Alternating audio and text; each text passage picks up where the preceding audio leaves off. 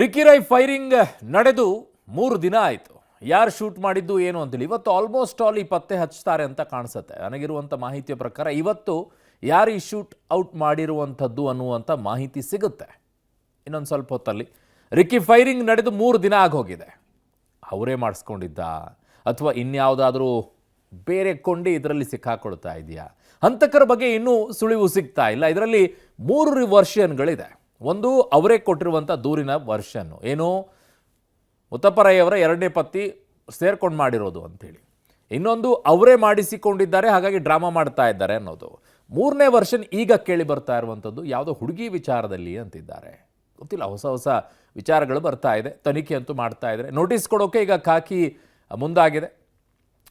ಯಾಕೆ ಏನು ಎತ್ತ ಅಂತ ಹೇಳಿ. ಸೊ ಸಾಕ್ಷಿಗೂ ಕೂಡ ರಿಕ್ಕಿ ಹೇಳಿಕೆಗೂ ಮಿಸ್ಮ್ಯಾಚ್ ಆಗ್ತಾ ಇದೆ. ಕಾರಣ ಡ್ರೈವರ್ ಹೇಳಿರೋದು, ರಿಕ್ಕಿ ಹೇಳುವಂಥದ್ದು, ಅಲ್ಲಿ ಸಾಕ್ಷಿಗಳನ್ನು ಹೇಳಿಕೆಯನ್ನು ಪಡ್ಕೊಂಡಾಗ ಈಗ ಹಲವು 108 ಅನುಮಾನಗಳು ಬರೋಕ್ಕೆ ಶುರು ಆಗಿಬಿಟ್ಟಿದೆ ಪೊಲೀಸರಿಗೆ. ಹಾಗಾಗಿ 3 ಆಯಾಮಗಳಿದೆ, ಅಥವಾ 3 ಆಯಾಮಗಳನ್ನು ಬಿಟ್ಟು ಇನ್ನೇನಾದರೂ ಕಾರಣಗಳಿದೆಯಾ, ಹಳೆಯ ದ್ವೇಷ ಏನಾದರೂ ಇದೆಯಾ ಇದರಲ್ಲಿ, ಎಲ್ಲವೂ ಕೂಡ ಅನುಮಾನಗಳಿಗೆ ಎಡೆ ಮಾಡಿಕೊಡ್ತಾ ಇದೆ. ಗನ್ಮ್ಯಾನ್ಗೆ ಇವತ್ತು ಕೂಡ ವಿಚಾರಣೆಯನ್ನು ಮಾಡಿದ್ದಾರೆ. ಕಾರಣ ಅಷ್ಟೊಂದು ಪರ್ಟಿಕ್ಯುಲರ್ ಆಗಿ ಇದೇ ಟೈಮಿಗೆ ಆಚೆ ಬರ್ತಾರೆ, ವಾಪಸ್ ಹೋಗ್ತಾರೆ, ಬಂದಾಗ ದಾಳಿ ಮಾಡುವಂಥದ್ದು ಬಹಳ ಕುತೂಹಲ ಹುಟ್ಟಿಸ್ತಾ ಇದೆ ಈ ಪ್ರಕರಣ. ನೋಡಿ ಸ್ಟೋರಿಯನ್ನು. ಮುತ್ತಪ್ಪ ರೈ ಪುತ್ರನ ಮೇಲೆ ಫೈರಿಂಗ್ ಕೇಸ್ ಪ್ರಕರಣದ A2 ಆರೋಪಿ ಅನುರಾಧ ವಿದೇಶಕ್ಕೆ ಪರಾರಿ. 3 ದಿನಗಳಾದರೂ ಆರೋಪಿಗಳ ಪತ್ತೆ ಇಲ್ಲ. ಮಾಜಿ ಡಾನ್ ಮುತ್ತಪ್ಪ ರೈ ಪುತ್ರನ ಮೇಲೆ ಗುಂಡಿನ ದಾಳಿ ಪ್ರಕರಣಕ್ಕೆ ಸಂಬಂಧಪಟ್ಟಂತೆ ಬಿಡದಿ ಪೊಲೀಸರು ತನಿಖೆಯನ್ನು ಚುರುಕುಗೊಳಿಸಿದ್ದು, ರಿಕ್ಕಿ ರೈ ಅವರ ಹೇಳಿಕೆಯನ್ನ ದಾಖಲಿಸಿಕೊಂಡಿದ್ದಾರೆ. ಆದರೆ ಪ್ರಕರಣ ನಡೆದು 3 ದಿನಗಳಾದರೂ ಆರೋಪಿಗಳ ಪತ್ತೆಯಾಗಿಲ್ಲ. ನಾಪತ್ತೆಯಾಗಿರೋ ಆರೋಪಿಗಳನ್ನ ಬಂಧಿಸುವುದು ಪೊಲೀಸರಿಗೆ ಸವಾಲಾಗಿದೆ. A2 ಆರೋಪಿ ಅನುರಾಧ ಅಮೆರಿಕಾಗೆ ಎಸ್ಕೇಪ್. ನೋಟಿಸ್ ನೀಡಲು ತೆರಳಿದ್ದ ಪೊಲೀಸರಿಗೆ ಶಾಕ್. ಆಸ್ತಿ ವಿಚಾರಕ್ಕೆ ರಿಕ್ಕಿ ರೈ ಮೇಲೆ ಗುಂಡು ಹಾರಿಸಿರುವ ಆರೋಪ ಇದ್ದು, ಮುತ್ತಪ್ಪ ರೈ ಎರಡನೇ ಪತ್ನಿ ಅನುರಾಧ ಪ್ರಕರಣದ A2 ಆಗಿದ್ದಾರೆ. ಅನುರಾಧಗೆ ನೋಟಿಸ್ ಕೊಡೋದಕ್ಕೆ ತೆರಳಿದಂತಹ ಪೊಲೀಸರಿಗೆ ಶಾಕ್ ಒಳಗಾಗಿದ್ದಾರೆ.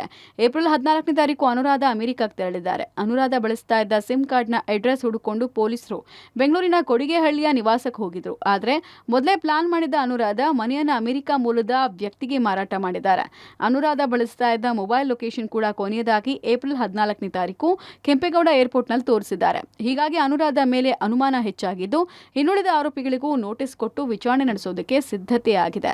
ಮುತ್ತಪ್ಪ ರೈ ಪುತ್ರ ರಿಕ್ಕಿ ರೈ ಕೊಲೆ ಪ್ರಕರಣಕ್ಕೆ ಸಂಬಂಧಪಟ್ಟಂತೆ ಈಗಾಗಲೇ 4 ಆರೋಪಿಗಳಿಗೂ ಕೂಡ ನೋಟಿಸ್ ಕೊಡಲಿಕ್ಕೆ ಪೊಲೀಸರು ಮುಂದಾಗಿರುವಂಥದ್ದು. ಅದರಲ್ಲಿ A2 ಆರೋಪಿಯಾಗಿರುವಂತಹ ರಿಕ್ಕಿ ರೈ ಅವರ ಚಿಕ್ಕಮ್ಮ ಅನುರಾಧ ಅವರು ಸದ್ಯ ವಿದೇಶದಲ್ಲಿರುವಂಥದ್ದು ಕೂಡ ಈಗ ಗೊತ್ತಾಗ್ತಾ ಇರುವಂಥದ್ದು. ಏಪ್ರಿಲ್ 14ರಂದೇ ಅವರು ವಿದೇಶಕ್ಕೆ ಹೋಗಿರುವಂಥ ವಿಚಾರ ಕೂಡ ಬೆಳಕಿಗೆ ಬರ್ತಾ ಇದೆ. ಪೊಲೀಸರು ನೋಟಿಸ್ ಕೊಡಲಿಕ್ಕೆ ಹೋದಂಥ ಸಂದರ್ಭದಲ್ಲಿ ಅವರು ವಿದೇಶಕ್ಕೆ ಹೋಗಿರುವಂಥ ವಿಚಾರ ಬೆಳಕಿಗೆ ಬಂದಿದೆ. ಅವರು ಬೆಂಗಳೂರಿನ ಕೊಡಿಗೆಹಳ್ಳಿಯಲ್ಲಿ ಮನೆಯನ್ನು ಮಾಡ್ಕೊಂಡಿದ್ರು. ಆ ಮನೆಯನ್ನು ಮಾರಿ ಅವರು ಫಾರಿನ್ಗೆ ಹೋಗಿರುವಂಥ ವಿಚಾರ ಕೂಡ ಬೆಳಕಿಗೆ ಬರ್ತಾ ಇರುವಂಥದ್ದು.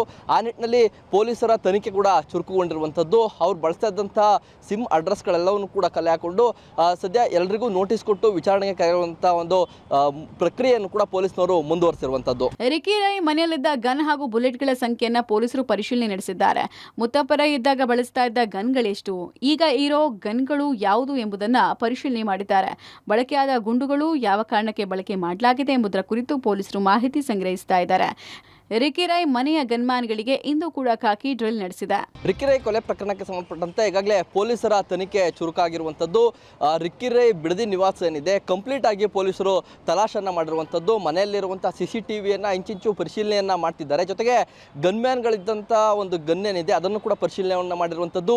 ರಿಕ್ಕಿ ರೈ ಅವರು ಭದ್ರತೆಗಾಗಿ ಒಂದಷ್ಟು ಲೈಸೆನ್ಸ್ ಗನ್ಗಳನ್ನ ಇಟ್ಕೊಂಡಿದ್ರು. ಆ ಗನ್ಗಳ ಪರಿಶೀಲನೆ ಕೂಡ ಆಗ್ತಾ ಇರುವಂಥದ್ದು. ಅವೆಲ್ಲವನ್ನು ಕೂಡ ವಶಕ್ಕೆ ಪಡೆದುಕೊಂಡು ಯಾವ್ಯಾವ ಗನ್ದು ಲೈಸೆನ್ಸ್ ಇದೆ, ಅವ್ರು ಯಾವ್ಯಾವ ಬುಲೆಟ್ಗಳನ್ನು ಬಳಕೆ ಮಾಡ್ತಿದ್ರು ಅನ್ನೋದ್ರ ಬಗ್ಗೆ ಕೂಡ ಪರಿಶೀಲನೆಯನ್ನ ಮಾಡ್ತಿದ್ದಾರೆ. ಜೊತೆಗೆ ಮನೆಯಲ್ಲಿ ಕೆಲಸ ಮಾಡ್ತಿದ್ದವರ ಮೇಲೆ ಪೊಲೀಸರಿಗೆ ಇದೀಗ ಅನುಮಾನ ಹೆಚ್ಚಾಗಿರುವಂಥದ್ದು. ಯಾಕಂದರೆ ಹೊರಗಡೆ ಇರುವಂಥವ್ರಿಗೆ ಅವರು ಎಷ್ಟೊತ್ತಿಗೆ ಬರ್ತಾರೆ, ಎಷ್ಟೊತ್ತಿಗೆ ಹೋಗ್ತಾರೆ ಅನ್ನೋದ್ರ ಮಾಹಿತಿಯನ್ನು ಮನೆ ಒಳಗೆ ಇರೋರು ಕೊಟ್ಟಿರುವಂಥ ಒಂದು ಸಾಕಷ್ಟು ಅನುಮಾನ ಪೊಲೀಸರಿಗೆ ಇರುವಂಥ ಹಿನ್ನೆಲೆಯಲ್ಲಿ ಸದ್ಯ ಮನೆಯಲ್ಲಿದ್ದಂಥವರು ಡ್ರೈವರ್ಗಳು ಗನ್ಮ್ಯಾನ್ಗಳ ವಿಚಾರಣೆಯನ್ನು ಪೊಲೀಸರು ತೀವ್ರಗೊಳಿಸಿರುವಂಥದ್ದು. ಸಾಕ್ಷಿಗಳಿಗೂ ರಿಕ್ಕಿ ಹೇಳಿಕೆಗೂ ಮಿಸ್ ಮ್ಯಾಚ್. ಪೊಲೀಸರಿಗೆ 108 ಅನುಮಾನ. ಪ್ರಕರಣದ ತನಿಖೆ ಮಾಡ್ತಾ ಇರುವ ಪೊಲೀಸರಿಗೆ 108 ಅನುಮಾನ ಶುರುವಾಗಿದೆ. ಅಸ್ಪಷ್ಟ ಮುಚ್ಚುಮರೆ ಹೇಳಿಕೆಗಳು ಪೊಲೀಸರ ತನಿಖೆಗೆ ಅಡ್ಡ ಆಗಿದೆ. ಸಾಂದರ್ಭಿಕ ಸಾಕ್ಷಿಗಳಿಗೂ ರಿಕ್ಕಿ ಹೇಳಿಕೆಗೂ ಮಿಸ್ ಮ್ಯಾಚ್ ಆಗಿತ್ತು. ಸ್ಥಳದಲ್ಲಿ ಸಿಕ್ಕಂತಹ ಸಾಕ್ಷ್ಯಗಳಲ್ಲೂ ಹೋಲಿಕೆ ಆಗ್ತಿಲ್ಲ. ಹೀಗಾಗಿ ಕೇಸ್ ಟ್ರೇಸ್ ಮಾಡೋ ಬಗ್ಗೆ ಪೊಲೀಸರು ತಲೆ ಕೆಡಿಸಿಕೊಂಡಿದ್ದಾರೆ. ಗನ್ಮ್ಯಾನ್ ಹಾಗೂ ಡ್ರೈವರ್ ನಮಗೇನು ಗೊತ್ತಿಲ್ಲ ಅಂತ ಇದ್ದು, ರಿಕ್ಕಿ ರೈ ಕೂಡ FIR ಹೊರತುಪಡಿಸಿ ಬೇರೆ ಯಾವ ವಿಚಾರಗಳನ್ನ ಬಾಯ್ಬಿಡ್ತಿಲ್ಲ. ಇನ್ನು ಫೈರಿಂಗ್ ಆದ ದಿನ ಮನೆಯ ಸುತ್ತಲೂ ಕತ್ತಲ ಪ್ರದೇಶ ಇದ್ದಿದ್ರಿಂದ ಯಾವುದೇ CCTVಗಳು ಕಂಡು ಬಂದಿಲ್ಲ.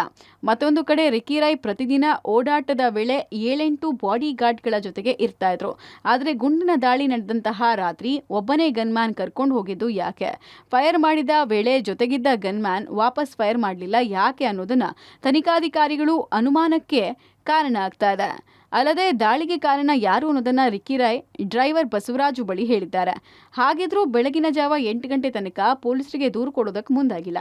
ಆರೋಪಿಗಳು ಕೂಡ ಪೊಲೀಸರ ಕೈಗೆ ಸಿಗದೇ ಇರೋದು ಪೊಲೀಸರಿಗೆ ತಲೆನೋವಾಗಿ ಪರಿಣಮಿಸಿದೆ. ಭೂಗತಲೋಕದ ಡಾನ್ ಆಗಿದ್ದಂತಹ ಮುತ್ತಪ್ಪ ರೈ ಪುತ್ರ ರಿಕ್ಕಿ ರೈ ಮೇಲೆ ನಡೆದಂತಹ ಗುಂಡಿನ ದಾಳಿ ಪ್ರಕರಣ ಸಂಬಂಧ ಪೊಲೀಸರ ಇನ್ವೆಸ್ಟಿಗೇಷನ್ನಲ್ಲಿ ಎಲ್ಲವೂ ಕೂಡ ಒಂದು ರೀತಿ ಗೊಂದಲವಾಗಿ ಕಂಡು ಬರ್ತಿದೆ. ಕಾರಣ ಸ್ಥಳದಲ್ಲಿ ಸಿಕ್ಕಂತಹ ಸಾಂದರ್ಭಿಕ ಸಾಕ್ಷಿಗಳು, ಹಾಗೆ ಈ ಪ್ರಕರಣದಲ್ಲಿ ರಿಕ್ಕಿ ರೈ ಕೊಟ್ಟಂತಹ ಹೇಳಿಕೆಗಳಿಗೆ ಸಾಮ್ಯತೆ ಇಲ್ಲ, ಸ್ಪಷ್ಟತೆ ಇಲ್ಲ, ಮ್ಯಾಚ್ ಆಗ್ತಿಲ್ಲ ಅನ್ನೋದು ಪೊಲೀಸರ ದೂರು. ಅದ್ರ ಜೊತೆಗೆ ಪೊಲೀಸರು ಸ್ಥಳ ಮಹಜರ್ ವೇಳೆ ಅಲ್ಲಿ ಕಂಡುಕೊಂಡಂತಹ ಸತ್ಯ ಏನಂತ ಹೇಳಿದ್ರೆ ಸುತ್ತಲೂ ಕತ್ತಲು ಪ್ರದೇಶ, ಎಲ್ಲೂ ಕೂಡ CCTVಗಳು ಲಭ್ಯವಾಗ್ತಿಲ್ಲ.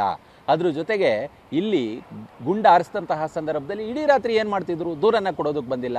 ಮತ್ತು ಡ್ರೈವರ್ ಬಸವರಾಜು ಕೂಡ ನನಗೆ ಗೊತ್ತಿಲ್ಲ ಈ ರೀತಿ ಗುಂಡಾರಿಸಿದ್ರು ಅನ್ನೋದಷ್ಟೇ ಹೇಳ್ತಿದ್ದಾರೆ. ಹೀಗಾಗಿ ಪೊಲೀಸರಿಗೆ ಎಲ್ಲೋ ಒಂದು ಕಡೆ ಯಾರು ಈ ಹಂತಕರು, ಯಾರು ಈ ಕೃತ್ಯವನ್ನು ಎಸಗಿದ್ರು ಅನ್ನೋದ್ರ ಬಗ್ಗೆ ಒಂದಿಷ್ಟು ಕೂಡ ಪ್ರಾಥಮಿಕವಾಗಿ ಮಾಹಿತಿಗಳು ಲಭ್ಯವಾಗ್ತಿಲ್ಲ. ಕಾರಣ ಅಲ್ಲಿ ಇವರು ಕೊಟ್ಟಂತಹ ಹೇಳಿಕೆಗಳಿರ್ಬೋದು, ಅದ್ರ ಜೊತೆಗೆ ಸ್ಥಳದಲ್ಲಿ ಸಿಕ್ಕಂತಹ ಸಾಂದರ್ಭಿಕ ಸಾಕ್ಷಿಗಳಿಗೆ ಮ್ಯಾಚ್ ಆಗದೆ ಇರೋದು, ಅಸ್ಪಷ್ಟತೆ ಇರೋದು ಪೊಲೀಸರಿಗೆ ದೊಡ್ಡ ತಲೆನೋವಾಗಿ ಪರಿಣಮಿಸಿರೋದು. 1,000 ಕೋಟಿ ಸರದಾರ ರಿಕ್ಕಿ ರೈ. ಉದ್ಯಮದಲ್ಲೂ ಯಶಸ್ಸು ಕಂಡ ರಿಕ್ಕಿ ಅಪ್ಪನ ಬಿಸ್ನೆಸ್ ಜೊತೆಗೆ ತನ್ನ ಬಿಸ್ನೆಸ್ ನಲ್ಲೂ ಮುತ್ತಪ್ಪ ರೈ ಪುತ್ರ ರಿಕ್ಕಿ ರೈ ಸಕ್ಸಸ್ ಕಂಡಿದ್ದಾರೆ. ಅಂದಾಜಿನ ಪ್ರಕಾರ ರಿಕ್ಕಿ ರೈ 1,000 ಕೋಟಿ ಮೌಲ್ಯದ ಆಸ್ತಿಯ ಸರದಾರನಂತೆ. ಕೆವಿಆರ್ ಡಿಸ್ಟ್ರಿಬ್ಯೂಷನ್ ನಲ್ಲೂ ರಿಕ್ಕಿ ರೈ ವಿಶ್ವದಲ್ಲೇ ಟಾಪ್ 5ನೇ ಸ್ಥಾನದಲ್ಲಿದ್ದಾರೆ. ರಿಕ್ಕಿ ರೈ ಅಪ್ಪನ ಕೆವಿಆರ್ ಬಿಸ್ನೆಸ್ ಇಂಪ್ರೂವ್ ಮಾಡಿದ್ದಾರೆ. ಅಸಲಿಗೆ ಕೆವಿಆರ್ ಅಂದ್ರೆ ಮೀನಿನ ಮೊಟ್ಟೆ. ಮಾರ್ಕೆಟ್ನಲ್ಲಿ ಇದರ ಬೆಲೆ 100 ಗ್ರಾಮ್ಗೆ 1000 ಗಟ್ಟಲೆ ರೇಟ್ ಇದೆ. ಚೈನೀಸ್ ಫುಡ್ ಮೇಲಿಟ್ಟು ಈ ಕೆವಿಆರ್ ಅನ್ನ ತಿಂತಾರೆ.